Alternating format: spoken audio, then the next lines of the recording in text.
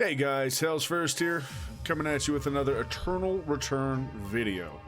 Now tonight, I want to talk about traps. This is something that no one is paying attention to. Playing tons of these games with a couple of my guildies, and we're just slaughtering people, dropping these traps. Like, check out some of this footage right here. We literally lure them in, destroy them real fast, and we just pick off the rest of a little bit of life. And no one is doing it at all. It truly blows me away. We're gonna hop into some of these traps so you can see what we were using. So all you gotta do is go to the catalog, right? Click on summon down here, and it shows you all the different things that you can summon. Now, the traps we were using most of the time were the explosive traps, dynamite, or the fire traps. And if you didn't know how to look these things up or how to work them, it literally gives you the roadmap right here in the game, which I think is genius. They did a great job with this. So, say you want dynamite.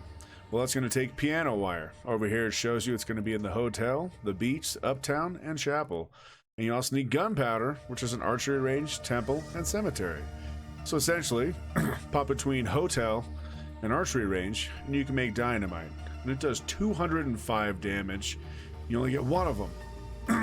Yeah, I got some shit stuck in my throat right there. Then, look at the explosive trap. Just as easy to make. Mouse traps, find them in cemetery, pond, or beach. Gunpowder and cemetery. So just sit in cemetery, find some mouse traps, some gunpowder, and you can make an explosive trap.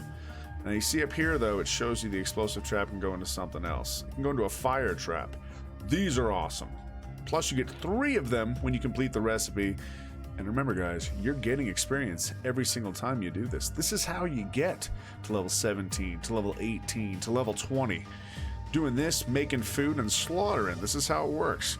So, make the explosive trap, and then an oilcloth, which you can make archery range, avenue, or factory for the oil, and the bandages are in school, factory, and hospital.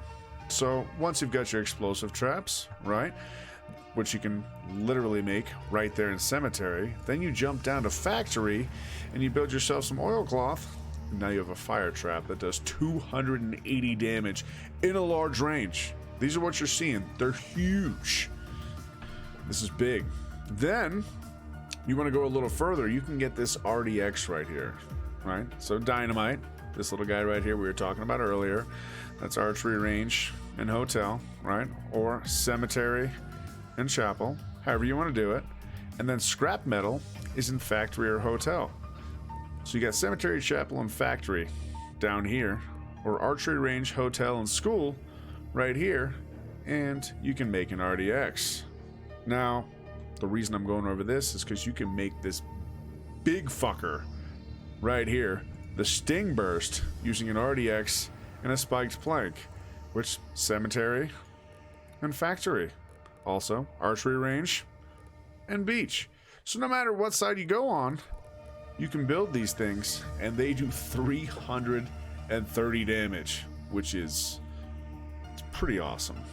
I think it's pretty awesome. I'm sure you will as well when you're playing with it. Now you're wondering why you don't see it.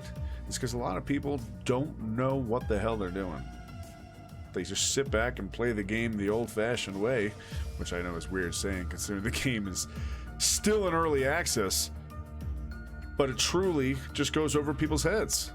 A couple of my guildies were talking about it a week ago. I had no fucking clue how important traps were. Now, we can't play without them. It's absolutely a necessity to win games.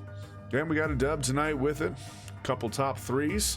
It's just what happens. People don't expect it. They come running at you. They get their ass kicked. Now, the character, that's right, there's a character that actually helps with this shit, is Isol. So you look at this guy right here.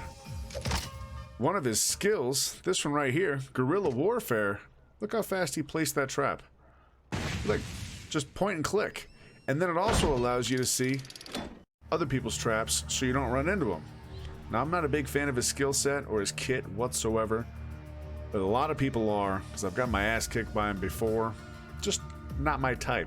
But if you're going to be 100% trapping, he's the guy to use, right? Because you got this deal right here that jumps and makes you invisible. Then you drop the trap, 1, 2, 3, how many? And then they come after you and they die. That's how he's meant to be played. Maybe I'll do a little more practice with him, see what happens, but I don't know. If you're gonna be trapping and that's all you want to do, he's gonna be the guy. Just like the other guy who needs food. You know, it all depends on what floats your boat. This guy right here, food makes him stronger, right? I feel like they're gonna do a lot of this in the game. They're gonna make a bunch of aspects and a bunch of characters better at the certain aspects just to diversify how the game actually plays. And it's pretty amazing how deep they have it already. I love it. So this is why you want traps. I'm sure I went a little overboard in explaining it, but you get the idea. So as always, I'm HellsF1rst, and until next time, ta-ta.